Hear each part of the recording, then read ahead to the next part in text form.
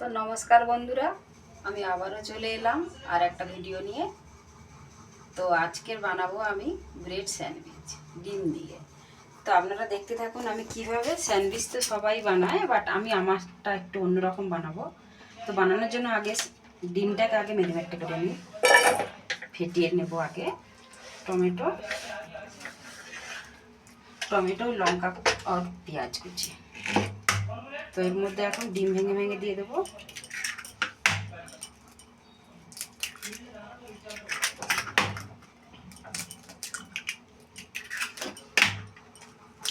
তো আমি এখানে 4টে ডিম দিয়ে দিলাম।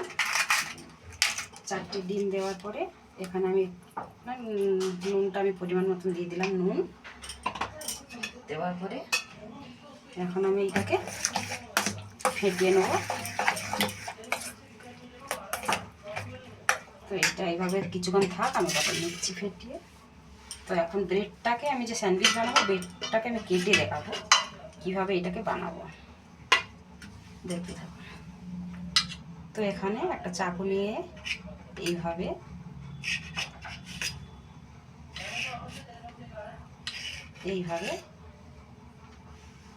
কেটে তুলে নেব।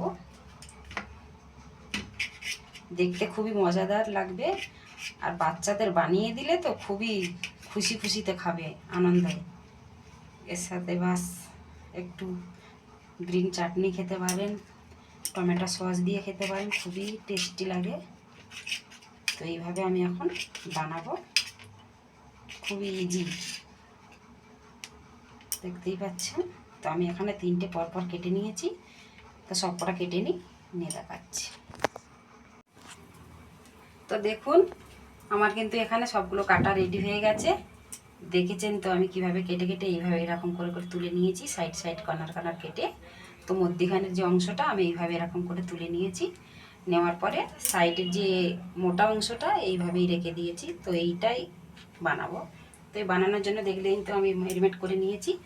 তো এখন আমার তাওয়া গরম হয়ে গেছে। এখানে গরম হয়ে যাওয়ার পরে এখানে আমি এটাকে এইভাবে বসিয়ে দেবো। আগে বসানোর পরে এইটার মধ্যে এইভাবে দিয়ে দেবো যে ডিমটা ম্যারিনেট করে রেখেছি ওইটা, আর এরপরে যে ব্রেডটা পিস করে কেটে রেখেছি ওইটা এখন আমি এর উপরে এইভাবে বসিয়ে দেবো।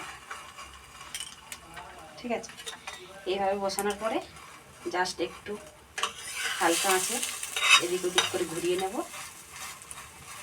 ডিমটা একটু মোটা হয়ে যাওয়ার জন্য, শক্তভাবে নিচ থেকে একটু ভাজা ভাজা হবে।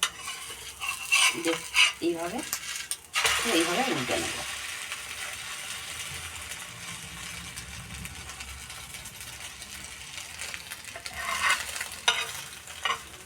এইভাবে উল্টে নিয়ে একে এখন একটু হালকা গ্যাসে ভালো করে ভেজে নেব। তো দেখুন বন্ধুরা, এখানে স্যান্ডউইচ বানানো রেডি হয়ে গেছে। এপারে যে ছোট করে কেটে নিয়েছিলাম সেটা এপারে আছে, আর যেটা ডিম দিয়ে লেয়ার করেছি এটা এপারে আছে। তো আপনাদের কেটে দেখাচ্ছি, দেখুন কি দারুণ হয়েছে।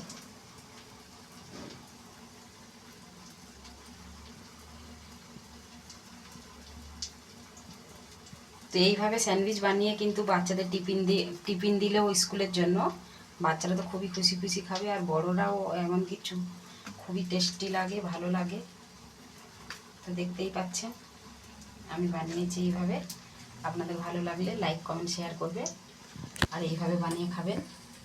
আপনারা সবাই ভালো থাকবেন, ভালো রাখবেন সবাইকে। Thank you.